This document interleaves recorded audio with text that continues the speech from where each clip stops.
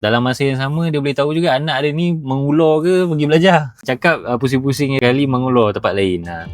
Ni buat apa ni? Ya, aku tengah calibrate GPS OBD. Untuk korang yang tak tahu kita bukan jual GPS yang jenis wired saja. GPS jenis OBD pun sama. Plug and play lah. Betul, plug and play. Masuk dekat port OBD ni je. So owner ni dia beli kereta untuk anak dia. Anak dia nak sambung belajar. Dia duduk kat KL lah. Anak dia sambung belajar dekat area Kedah. In terms of safety anak dia tak dapat nak monitor selalu. So dia decide untuk pasang, takkan dia nak video call anak dia selalu kan, rimat anak dia. So dia decide untuk order GPS OBD ni. So dia boleh monitor anak dia pergi mana-mana. Safety anak-anak dia semua boleh monitor dekat app sahaja. Dalam masa yang sama dia boleh tahu juga anak dia ni mengulur ke pergi belajar.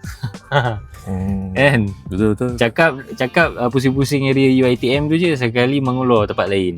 Daripada apps GPS ni korang boleh monitor anak korang. Dia mengulur ke tidak. Kalau dia mengulur ada history. Yang ni kita boleh post je? Boleh post. Jauh boleh post, nak datang collect pun boleh. Dia orang boleh pasang sendiri lah Pasang sini simple sahaja, seperti memasang baju di badan anda sahaja. Tidak sukarnya pun. Okay. So hari ni aku nak calibrate je untuk dia. Sekejap lagi aku nak post barang ni dekat dia. So untuk korang yang ada keperluan yang sama, nak monitor anak ke, family members ke, yang risaukan keselamatan family members korang, pasang GPS OBD ni. And then kelebihan ni korang boleh pindah-pindah tau. Contoh korang ada 10 biji kenderaan, tak semestinya satu kenderaan ni je boleh GPS OBD. No, cabut pasang dekat kenderaan lain. Kebanyakannya kereta sekarang dah ada port OBD dah. So korang cabut pasang dekat port OBD tu, settle.